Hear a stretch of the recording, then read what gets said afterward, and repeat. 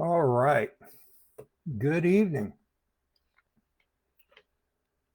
It's good to be back again tonight, Tuesday evening. And I'm back here at home base. Last week I was on the road and coming to you live from a different location. I'm back here at my desk at the house this evening. And I'm glad to be here with you. And so I want to thank everybody that joins me here. Some of you will be joining me here live on Facebook Live. Welcome to Let's Talk Recovery. Some of you will be joining me here on Facebook or on my other platforms later, watching this video when it's posted. Couple things as we're getting started. As you enter the chat, if you don't mind, whether it's live or whether it's on one of my other platforms, in the comments, let me know where you're checking in from. Over the course of the evening, as we're talking, if you end up with any questions or comments, feel free to put those in the comments. I try to watch those and address those as we're able to. And so I'm glad to be back here again this week. Let's see. All right. Now, tonight, what we're going to be talking about here is the idea of when strength becomes the problem: pride, white knuckling, and recovery. Now, a lot of people try to fight their addiction with willpower alone. Tonight, we're going to take a look at why that often fails, and we're going to take a look at what actually works. Now, here's what I want you to think about as we're getting started this evening. Most people don't fail in recovery because they don't care. I haven't met somebody in recovery yet that didn't say, I want to beat this. I don't want to do this again. So most people don't fail recovery because they don't care. They fail because they try too hard in the wrong way. That's what we're going to be talking about tonight. We're going to start by introducing the tension. We're going to look at two concepts here. We're going to look at strength versus surrender, and we're going to look at effort versus reliance. Now, these things, strength versus surrender, that sounds like opposites. The same with effort versus reliance. But these things are not enemies. They're partners. And here's how that works. Here's how this looks. In strength versus surrender, strength in recovery is often misunderstood. When we talk about strength, especially in recovery, we tend to think that strength means pushing through, just putting our shoulder down and driving through the struggles. We look at strength, whether we realize it or not, we look at strength a lot through the definition of white knuckling, of just trying harder, of proving that we can handle it. That usually means handle it on our own.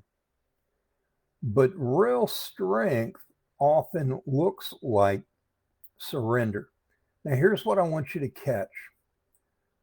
And I've talked about this before here, and I've talked about it in my blogs.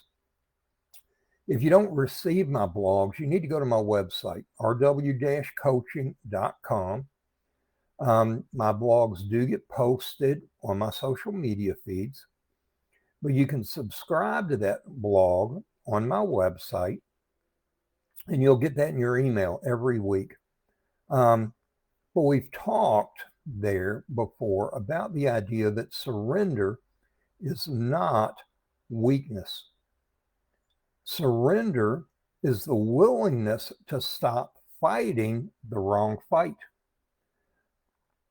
Surrender is being brave enough to step up and say, I don't have control over everything. I need help. And my way, the way that I have used for the majority of my life, my way is not working. It's not working. Now, that kind of honesty takes more strength than pretending that we've got it all together. And if we want to act like we have it all together, then we are definitely pretending, because we don't. None of us do. And that idea of effort versus reliance. Effort matters. In fact, effort matters a lot. Recovery requires things like showing up. It requires things like making phone calls, setting boundaries, telling the truth, building new patterns, going to meetings even when we don't feel like it. But effort alone can turn into self-reliance. And self-reliance alone, most of the time, leads us right back to exhaustion or to relapse. That is where reliance comes in. Reliance says, I am not going to do this alone. I'm not. Reliance says, I need connection. Reliance says, I need God, people, structure, and I need truth outside myself. You all may hear my voice changing here. Again, I'm still struggling with allergies, with congestion. I've got my cough drops. I've got my mints. I have my Gatorade. And I'm going to try to make it through here without completely losing my voice. But so anyway, effort is what we do. It's the actions we take. Reliance has to do with where our strength comes from. Now, here's how these concepts work together. I want you to think of it this way. Surrender is the doorway that leads to recovery. This goes all the way back to step one.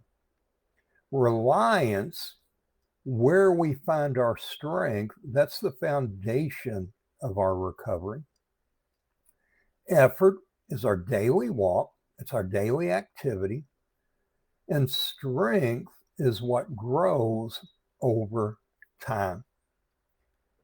Strength is what grows as we put new routines and new practices into place. When we surrender, we stop trying to be our own solution. When we rely, we connect to something bigger than we are. When you put in effort, you begin to live it out. And over time, that becomes real strength. Not forced strength, but formed strength. I saw you pop in here, Blast. It's like strength when we work out. I know you go to the gym every day, man. And it's that consistent strength. We don't go to the gym one day, spend the entire day there, and all of a sudden walk out pumped up and able to lift twice our body weight. It's a long-term following through with the disciplines, with the practices, that becomes formed strength in our recovery. Now I want to stop for a minute and I want to talk about white knuckling. What is white knuckling? Most of us use that term. Most of us have heard that term, white knuckling. White knuckling is the idea of pushing through urges only using willpower. We're going to lower that shoulder, we're going to push through, and we're going to make this happen all by ourselves. And when we do that in white knuckling, what that looks like is that we're trying to force our way through recovery with no support, with no honesty, and with no connection. Those are all things that we need. I can't do this by myself. I have to have a safe place. Just last night, Monday nights are my regular home meeting, my regular in-person meeting. We actually had 3 new guys in our meeting last night. It was great. Great time last night. A place where we can be open and honest, where we encourage one another, where we have connection. I have brothers in that Monday night meeting that are closer to me than most of my blood relatives. So, what we're going to be talking about tonight we're asking, what if what feels like strength is actually something that's getting in the way in our recovery? So what does pride look like in recovery? I want to reframe pride for you. And we're talking unhealthy pride. There is such a thing as healthy pride, but we're talking unhealthy pride. And I want to reframe that picture of pride a little bit. When I'm talking about pride, we're not talking about arrogance. It's not thinking that we're better than everybody else. In recovery, pride is self-reliance without limits. I'm going to push through this on my own. I'm not going to ask for help. I'm not going to make that phone call. I'm not going to groups. I am going to do this on my own. And for most of us that have tried that, most of us know what it's like to experience failure, to experience relapse.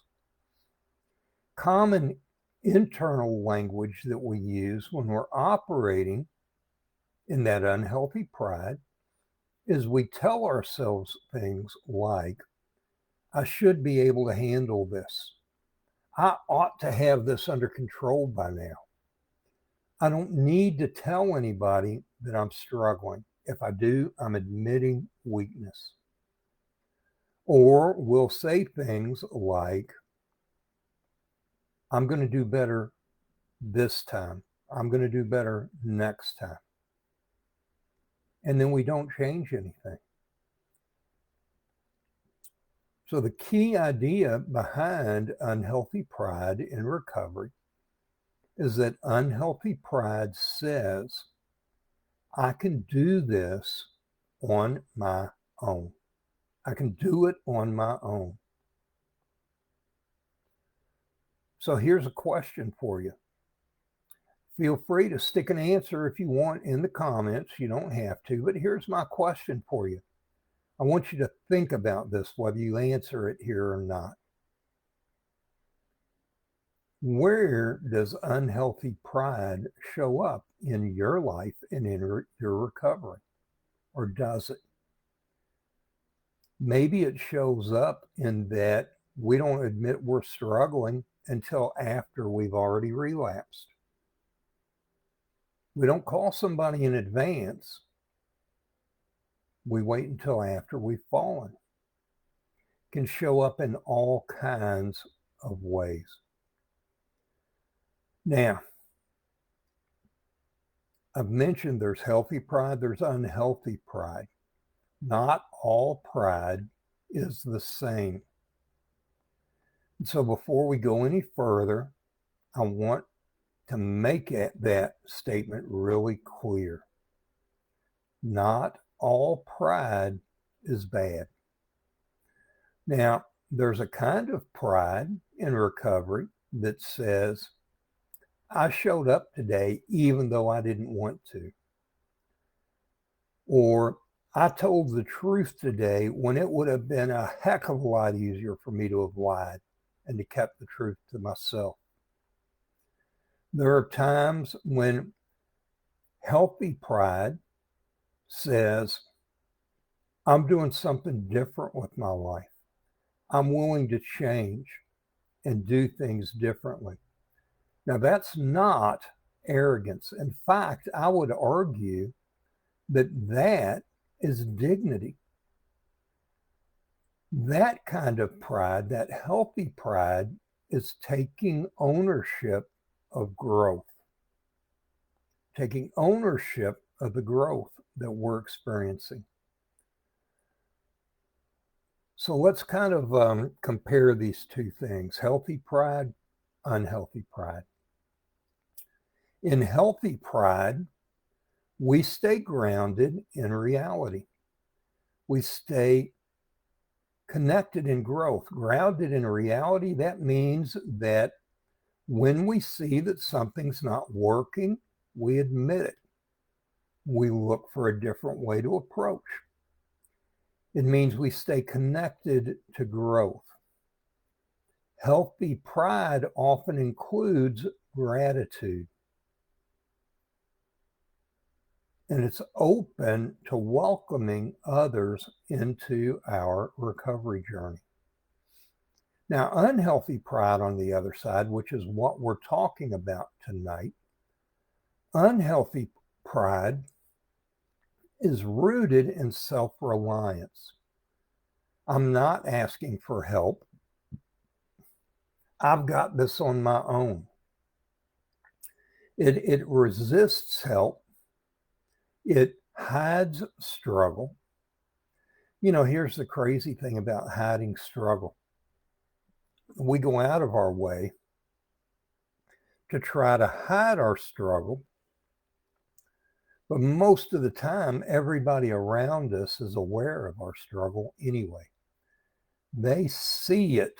In fact, the harder we fight to hide it, the clearer our struggle becomes to the people around us. Unhealthy pride says, I have this on my own. I'm in control. Now, kind of a simple way to tie that together is healthy pride says, I'm making progress. Unhealthy pride says, I don't need help.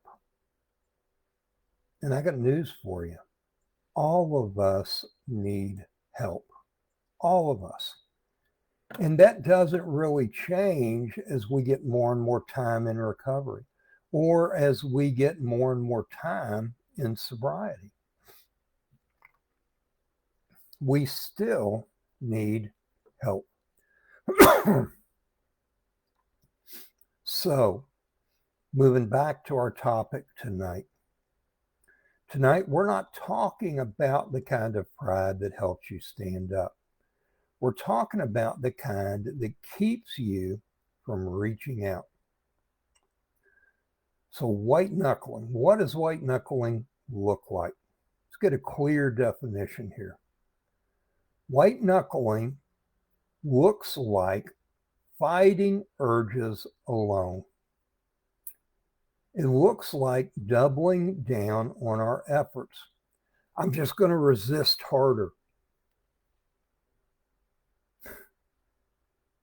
I had a sponsor once. That was my method for a long time early in my recovery. And I always hated it when my sponsor would say, all right, man, how's that working for you? White knuckling looks like avoiding vulnerability. Now, what is vulnerability? Vulnerability is being open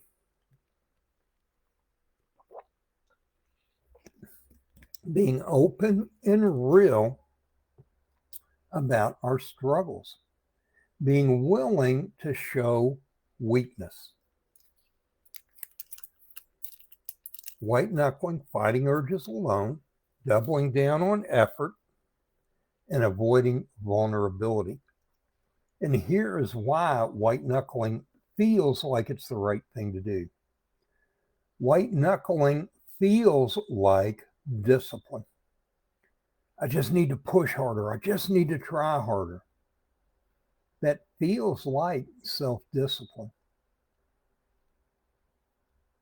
But that's like having a saw and cutting my arm off and saying, I just need to cut harder. I just need to cut harder. But not only are we not seeing progress, we're actually causing and experiencing harm. White knuckling feels like commitment. It feels like commitment, and it feels like strength. I can do this. I can do this. The truth is, you probably can do this if you let somebody step alongside of you and help. So here's the problem with white knuckling. White knuckling always leads to isolation. We pull away from other people because we're afraid of appearing weak. We're afraid of appearing vulnerable. We're afraid if we let somebody too close, they'll see that we still struggle. There's strength in being willing to reveal that. It hides the problem. White knuckling hides the problem. It creates more and more dishonesty in our lives. And to be honest, white knuckling may delay relapse. But here's what we've got to recognize and what we've got to remember. At best, white knuckling delays relapse. It never prevents it. Never prevents it. So I guess kind of a last minute definition I was just crossed my mind while I was sitting here. I think a definition of white knuckling is that white knuckling is not recovery. White knuckling is delayed acting out. Because when we white knuckle, eventually we will act out. It's coming. It can't be avoided.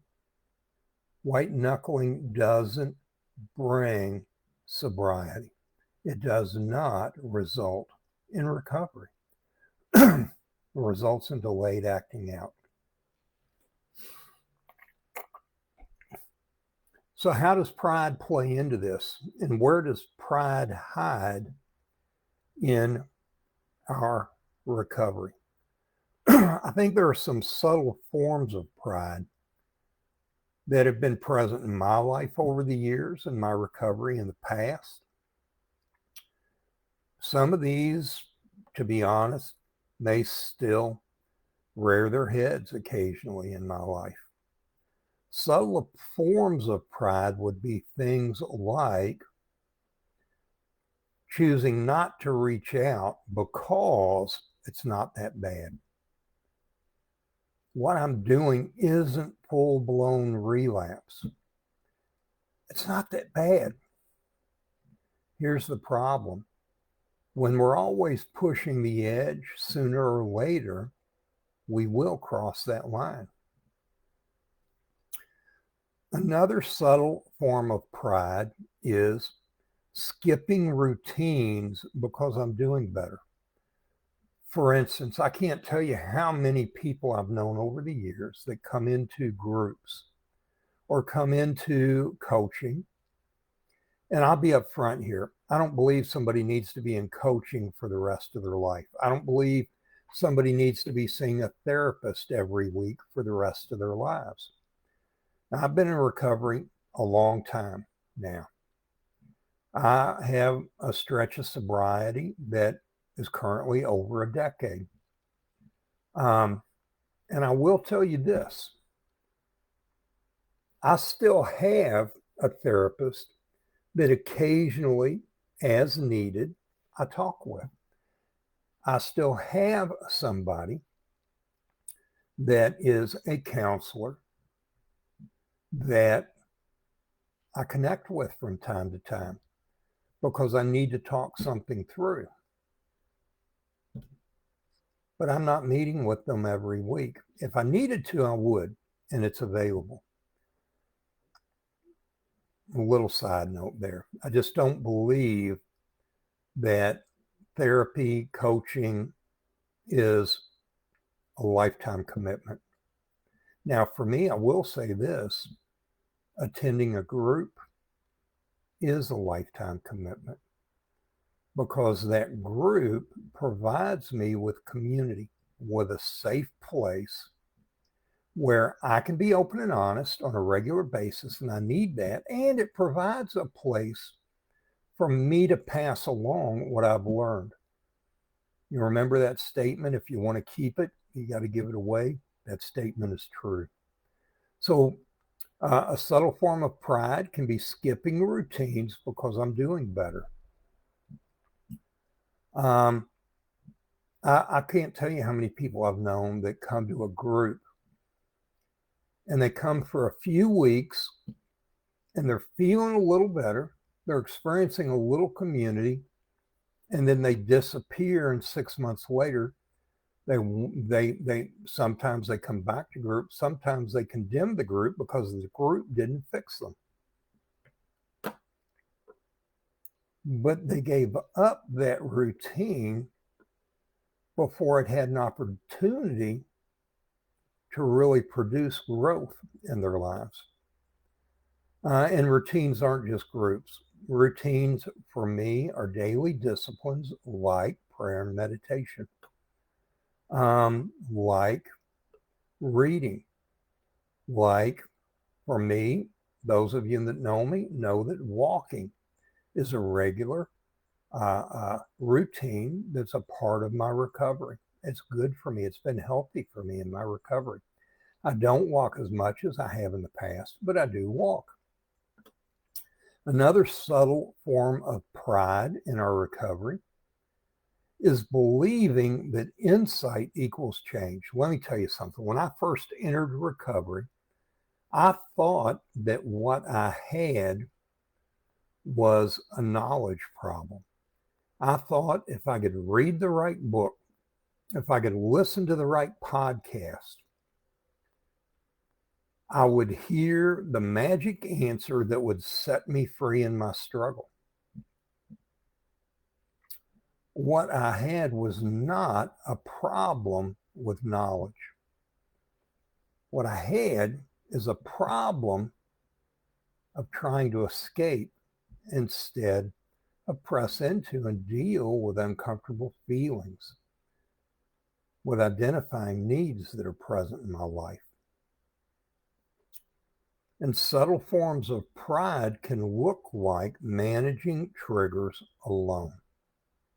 For instance, I work a lot with men that struggle with drug and alcohol problems. I also work a lot with men that struggle with pornography or unhealthy sexual behavior. A perfect example of how managing triggers alone works is that I see guys that enter into recovery for pornography and they try to lock down their device. They convince themselves, if I lock down my device tight enough, that will cure me. Locking down a device doesn't deal with any of the heart issues It's like that idea of putting a rubber band on my wrist and snapping that rubber band every time I have a bad thought. If I lock down my device and I don't do the work on myself to learn to process and identify my feelings, to learn to identify my needs and why it is that I'm acting out in these ways, then I find ways of getting around those locks.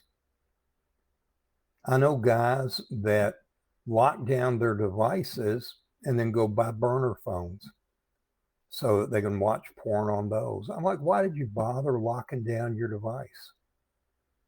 You go buy a burner phone, you watch porn, you throw the burner phone away or you break it, and then next week you buy another one. Trying to manage triggers alone.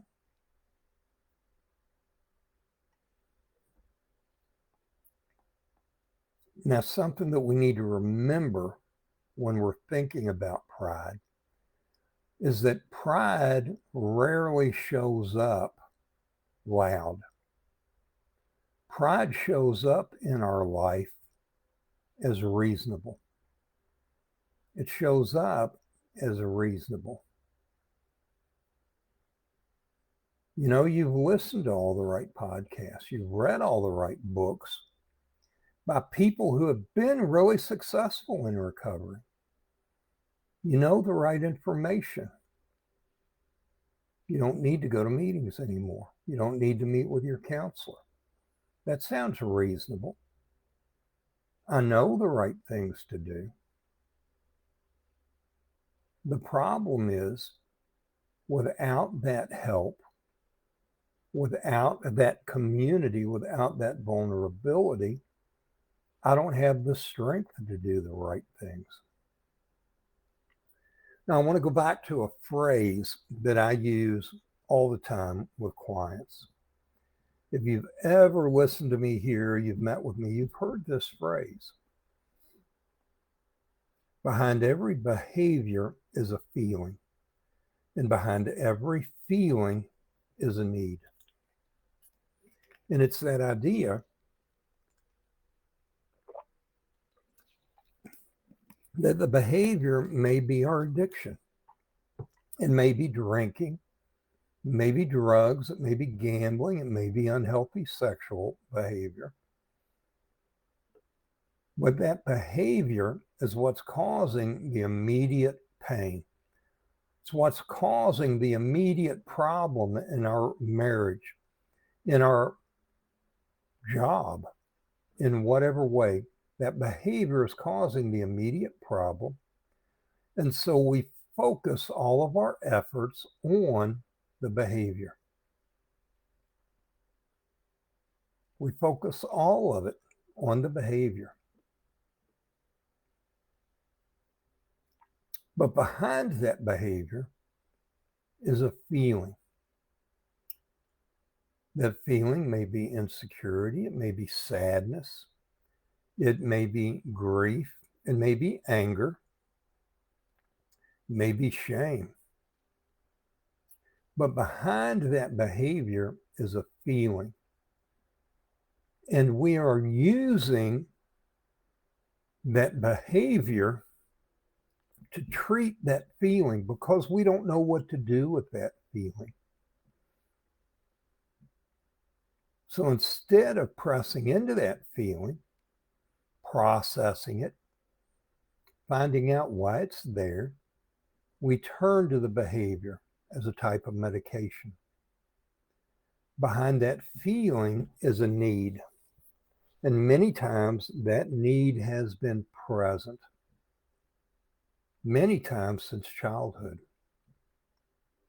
That doesn't necessarily mean that our addiction and our behavior has been there since childhood. Our addiction and our behavior is progressive. But we have to get our focus off of the behavior, begin to be able to identify what we're feeling, press into those feelings and process them and determine where those needs coming or feelings coming from. What's the need that's behind all this?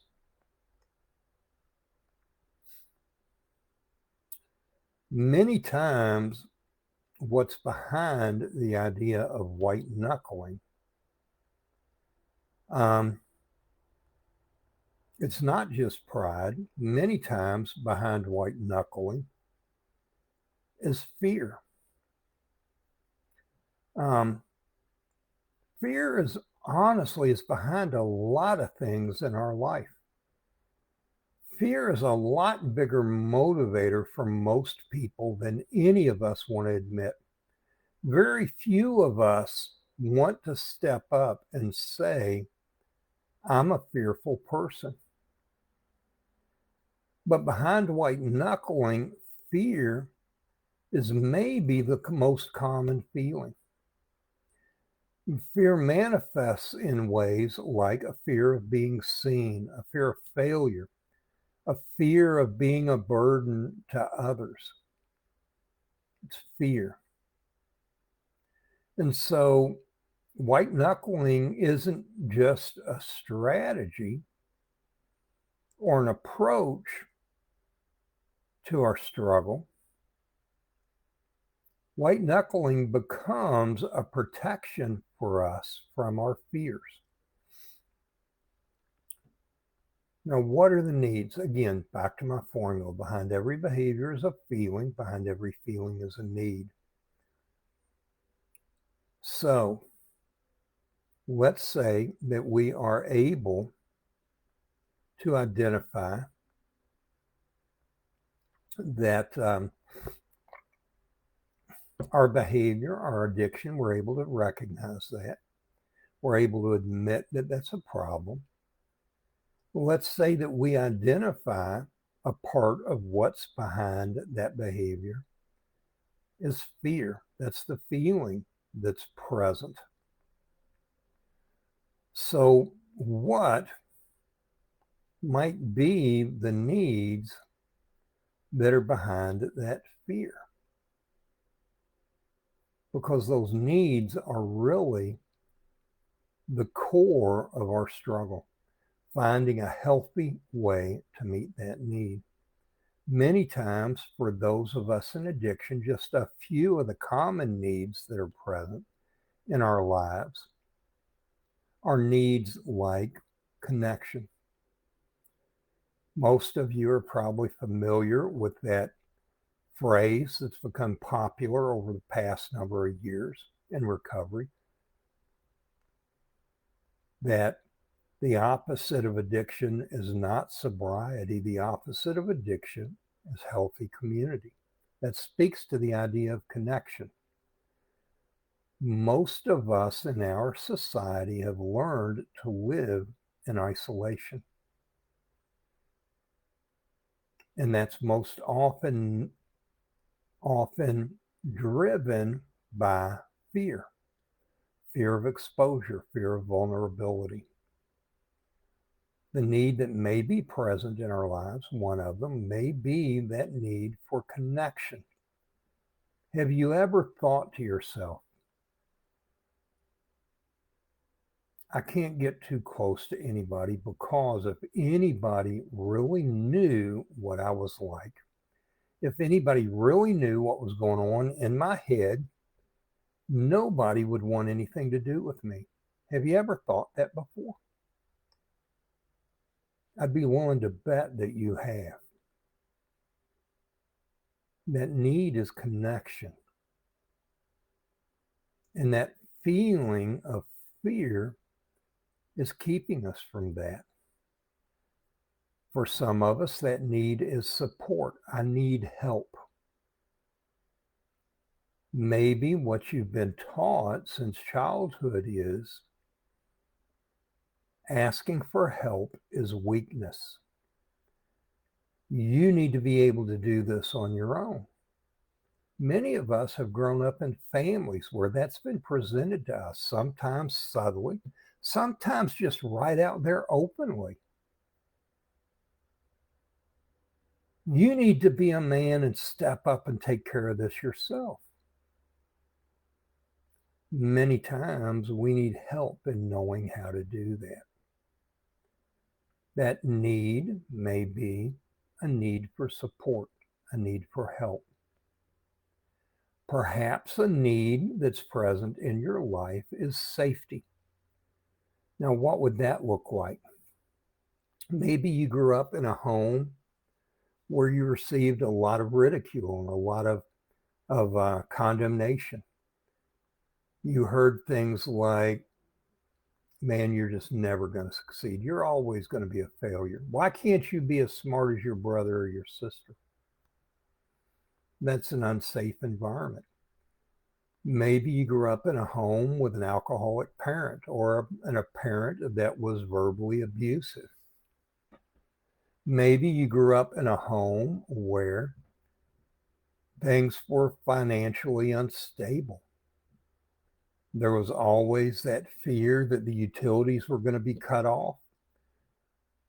There were questions about whether you were going to have clean clothes for school tomorrow or whether there was going to be anything for dinner tonight. That idea of safety. Maybe you were abused physically or sexually as a child. And that abuse, whether it's physical or sexual, that can be men or women. Men are sexually abused as children too. Sometimes men are sexually abused as children by women. And what we've been taught is that that's not abuse, that's something that you brag about. But that presents feelings and needs for safety, Perhaps you've been betrayed in your marriage, in your past. And your need is safety. That need for safety manifests in so many ways and comes from so many causes. That need for safety. Maybe a need that's present in the lives of a lot of people who struggle with addiction and compulsive behavior is a need for reassurance.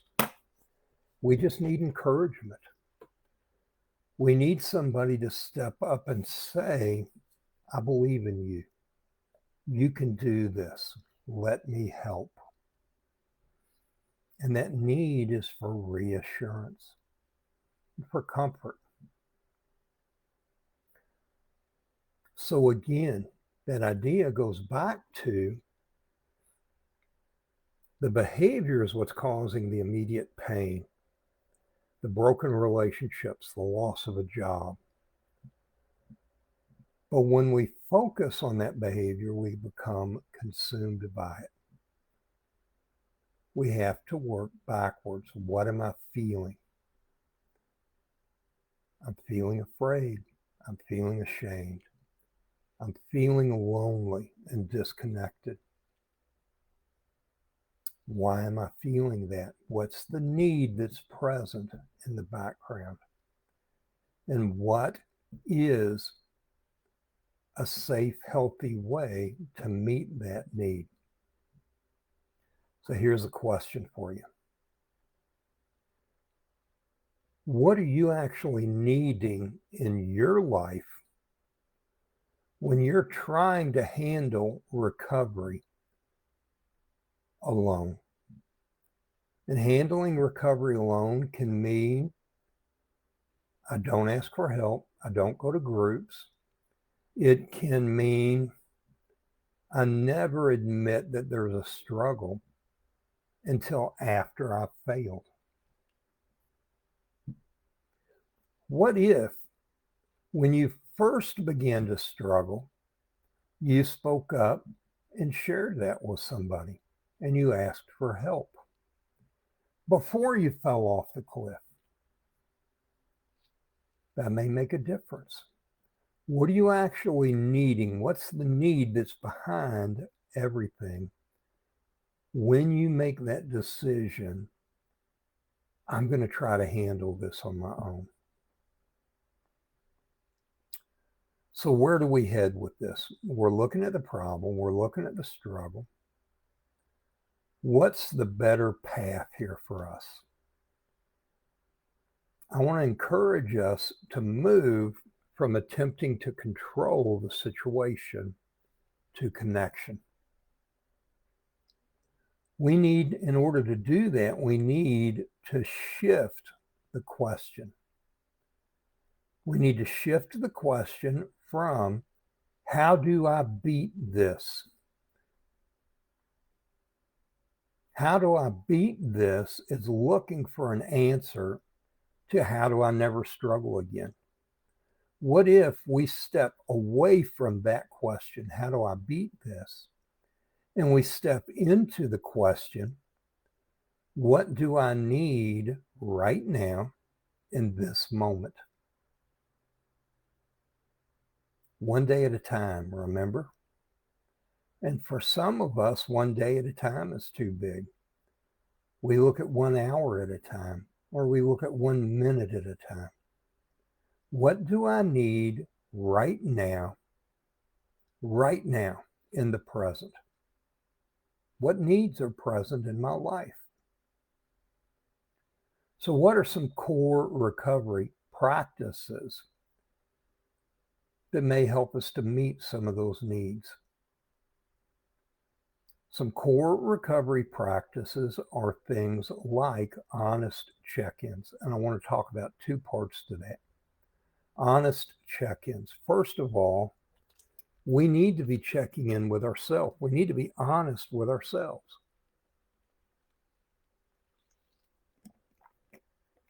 A big struggle for me through my recovery is when I choose to lie to myself.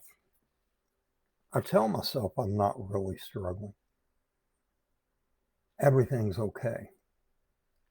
So we need honest check-ins with ourselves, but we also need honest check-ins with somebody else. We need that community.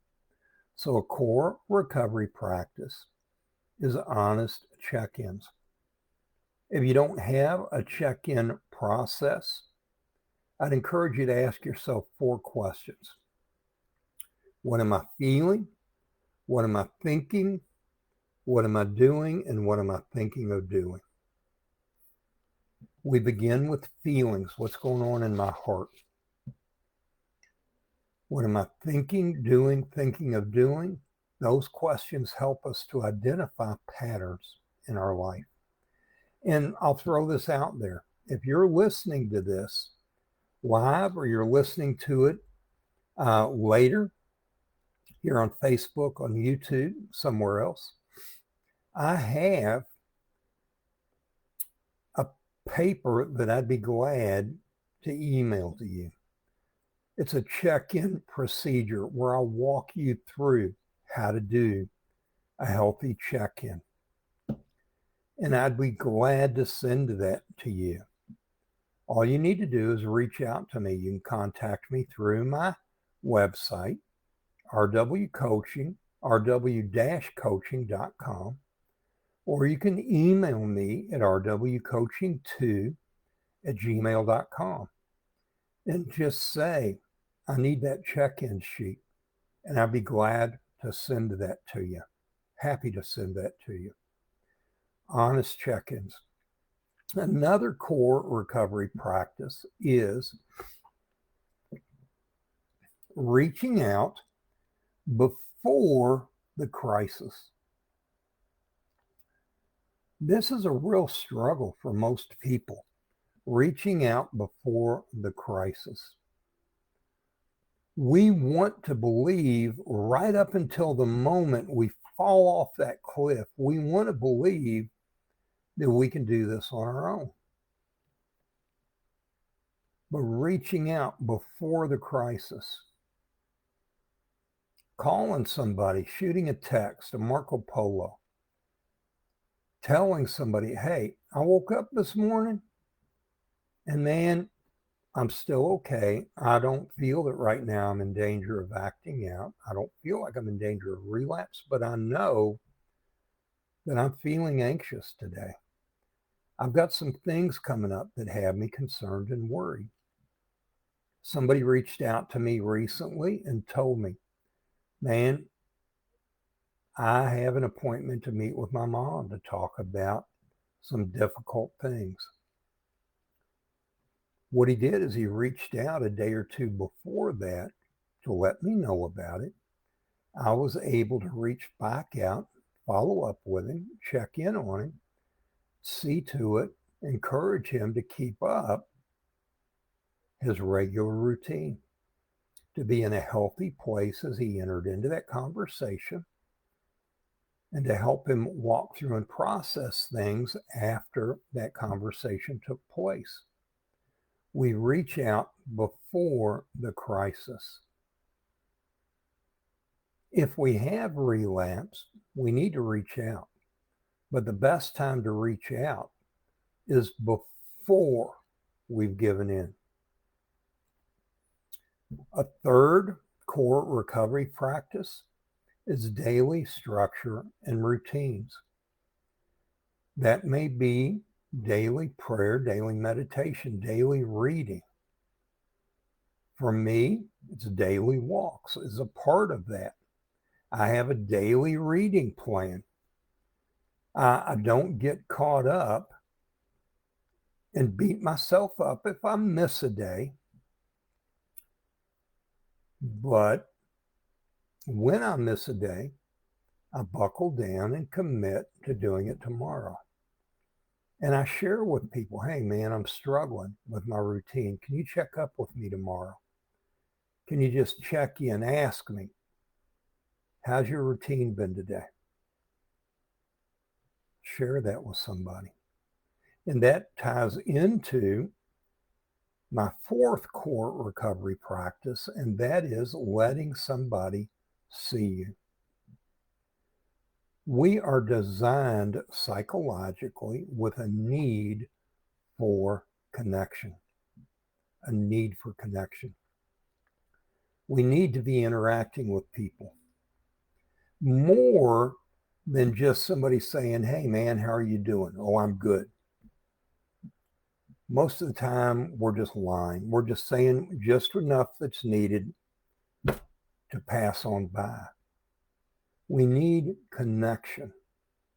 We need to let somebody see us. We need to be able to be honest when we're struggling. We need to be able to be honest when things are going good. We need to be able to share that. We need to let somebody see us. Isolation is always destructive. Isolation is always deadly. Now, there is such a thing as solitude. But solitude is not isolation. Solitude is a temporary time alone to regroup, to pull things together so that we can continue to interact with people in a healthy way. That's solitude. Isolation is when we try to just pull away and shut people out.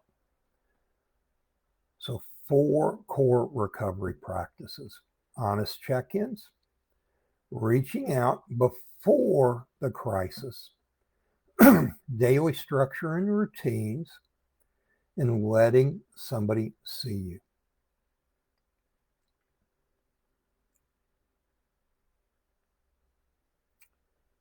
I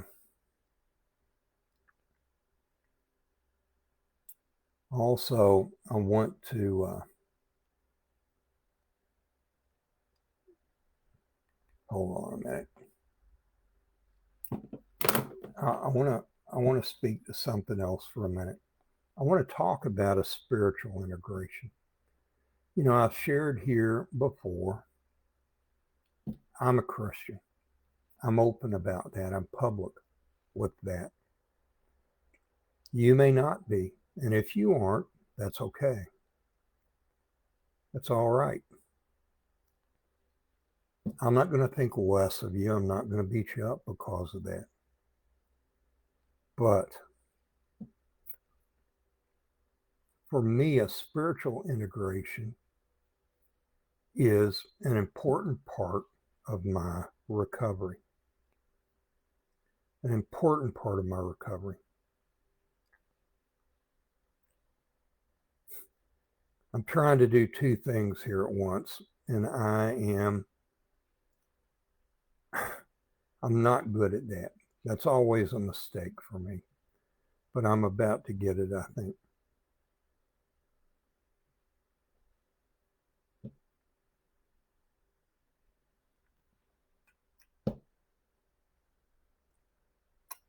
Second Corinthians 12, and that 12:9 is an important verse for me. Here's what it says.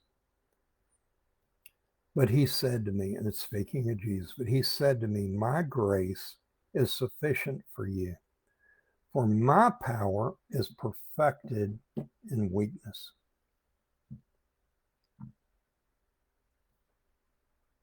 Here's my point with that verse.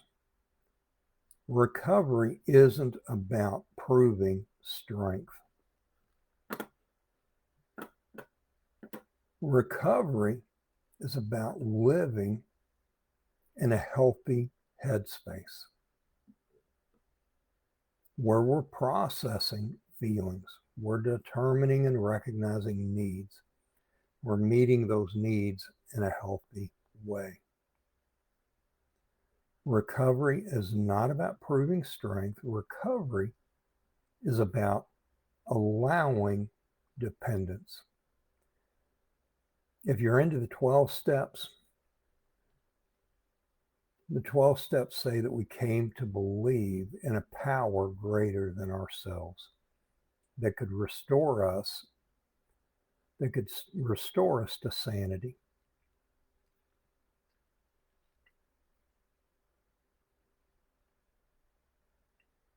For me, that power is God. For you, that might not be God. What I can tell you is that most of the time, the way that God uses his power is through other people, through connection and through community. So recovery isn't about proving strength. It's about allowing dependence. It's about me recognizing I can't do it on my own. I need help. I reach out to people and I say, hey, I'm struggling today. Say a prayer for me if you think about it. Reach out, check up, make sure I'm doing okay this afternoon. I'm struggling. And I begin to become vulnerable. I begin to become honest. So, pride in our lives, pride says, I've got this. Recovery says, I need help. Do you see that difference? I've got this. I need help. And then being open to receive that help. Now, here's a challenge for you tonight as I'm closing down. What things in life are you trying to carry by yourself right now? What things are you trying to carry alone? What if you reach out and you ask somebody to help you carry that load? You ask somebody to speak into your life, to come alongside and to walk with you. How does that look? What does that look like? It could mean that tonight, right now, tonight, it could mean that you reach out to somebody. Maybe just to talk, maybe just to experience that healthy community. Maybe you reach out tonight to share that you're struggling. to ask a question about something that's going on in your life. Don't wait until you're in crisis. Don't wait until tomorrow morning. Do it tonight. Do it right now. Where do you see white knuckling showing up in your life? Where do you see that internal thought? I can do this on my own.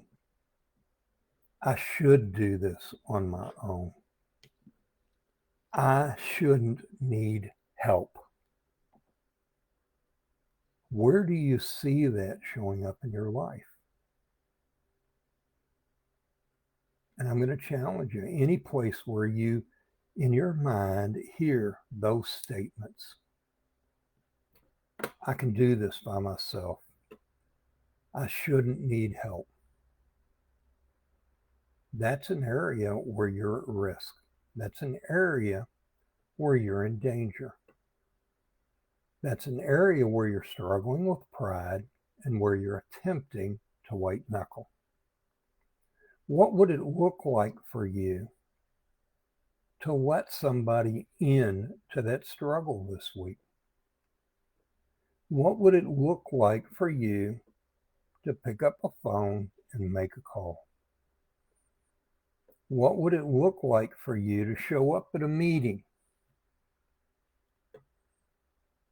What would it look like for you to say these words? I need some help. I want to invite you this evening. I'm here at the bottom of the hour.